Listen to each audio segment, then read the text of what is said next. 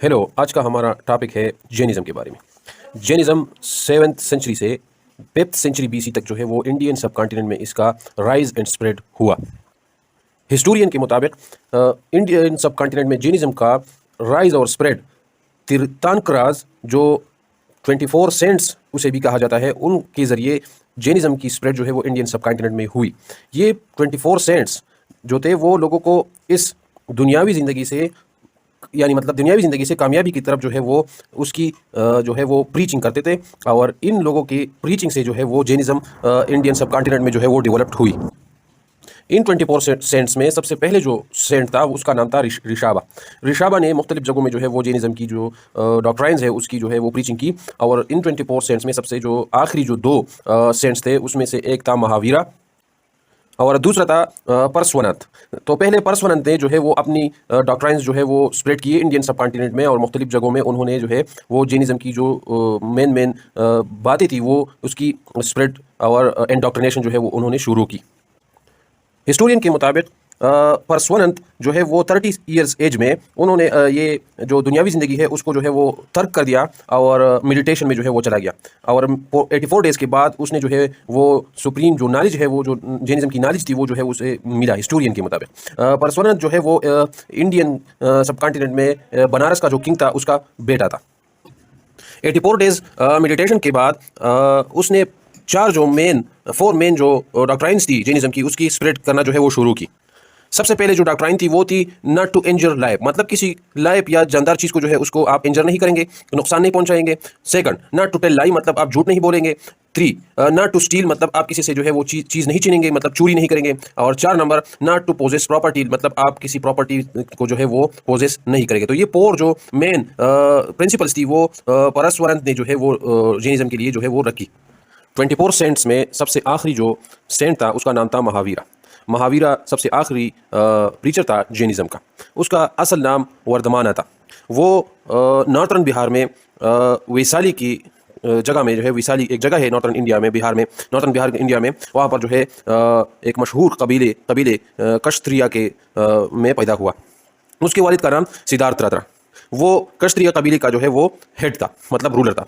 उसकी माँ का नाम त्रिसाला था, और वो भी एक मशहूर कबीले लिचावी की कबीले की जो है उसकी जो रूलर था उसकी बहन थी। महावीर ने यशोदा नाम की एक औरत से जो है वो शादी कर ली, लेकिन शादी करने के बाद भी उसकी जो मेडिटेशन की तरफ जो उसका रुझान था वो काफ़ी हद तक जो है वो बढ़ गया था, और उसके बाद 30 ईयर्स की एज में उसने ये जो दुनियावी ज़िंदगी है, और उसका वालिद जो था वो तो पहले से ही अपने कबीले का जो है वो रूलर था, तो वो उस दुनियावी ज़िंदगी और अपने वालिद की जो पॉलिटिकल ज़िंदगी थी उसको छोड़कर 30 ईयर की एज में मेडिटेशन के लिए चला गया। तकरीबन 12 ईयर्स तक जो है वो नॉलेज हासिल करने के लिए मुख्तलिफ जगहों में जो है वो घूमता रहा, और आखिरकार 13 साल के बाद 13 ईयर्स के बाद उसने जो है वो उसे वो जो सुप्रीम नॉलेज जिसे कहते हैं वो उसे मिली, और सुप्रीम नॉलेज के बाद उसने अपनी जो जैनिज़्म की जो मुख्तलिफ डॉक्ट्राइन्स है वो लोगों में जो है वो उसकी प्रीचिंग जो है वो शुरू कर दी। महावीर की जो डॉक्ट्राइन्स है या जिस महावीर की जैनिज़्म की जो उसूल है उसके पैरोकारों को, फॉलोअर्स को जैन्स कहा जाता है, और जैन्स के फॉलोअर से ही इसका जो है वो नाम जो है जैनिज़्म का निकला है। जैन्स जो लोग जैनिज़्म की जो है वो पैरोकार होते हैं, फॉलोअर्स होते हैं, जैन्स कहा जाता है, और जो लोग इस मज़हब के फॉलोअर्स हैं वो इस मज़हब को जैनिज़्म कहा जाता है।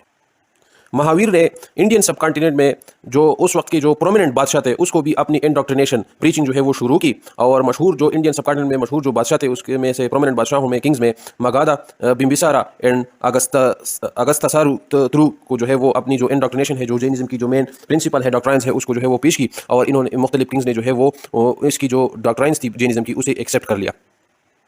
महावीर से पहले परसवनंत ने जो 4 प्रिंसिपल्स पेश किए थे, जिसमें एक था not to injure life, not to tell lies, not to steal and not to possess property. तो महावीर ने ये परसवनंत की ये 4 उसूल जो है वो भी एक्सेप्ट कर लिए, उसकी भी तबलीग की, और इसमें एक जो डॉक्ट्राइन थी उसका भी इजाफा कर लिया। इस डॉक्ट्राइन में था कि आप कॉन्टिनेंस भी कर ले। कॉन्टिनेंस का मतलब है परहेजगारी, मतलब आप इन 4 चीज़ों के साथ जो है वो परहेजगारी भी कर लिया करें। तो ये बुनियादी जो उसूल है उसकी महावीर ने जो है सबसे आखिर में 24 में सबसे आखिर में जो है वो उन्होंने ये प्रीचिंग की जैनिज़्म की, और 468 BC BC तक जो है वो उसने ये जैनिज्म की जो है वो प्रीचिंग की, और बाद में 468 BC में वो पावा में जो है वो उसकी डेथ हुई। और पावा जो है वो आजकल मॉडर्न डे इंडिया में डिस्ट्रिक्ट जो पटना है, वो डिस्ट्रिक्ट पटना में जो है ये पावा है वो इलाका आता है। तो 468 में जो है BC में जो है उसकी महावीर की डेथ हुई। जैनिज्म की जो मेन डॉक्ट्राइन्स है या उसूल है, उसमें से सबसे पहले जो उसूल है वो है rejected the authority of Vedas. मतलब जैनिज्म जो है वो वेदास की जो अथॉरिटी है वो उसे रिजेक्ट करते हैं। इसके अलावा सेकंड इसकी जो डॉक्ट्राइन है वो है अहिस्मा। अहिस्मा का मतलब है लिविंग जानदार जो चीज़ें हैं, क्रिएचर्स है, लिविंग क्रिएचर्स है, उसको जो है आप इंजर नहीं करेंगे। No injuries to living creature. Third number पर जो इसकी उसूल है जैनिज्म की वो है did not believe in existence of God.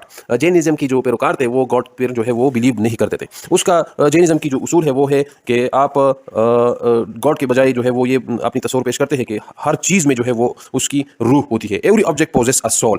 God के बारे में इनका उसूल ये है कि God is the only highest noblest and fullest manifestation of the power which lies latent in the soul of men.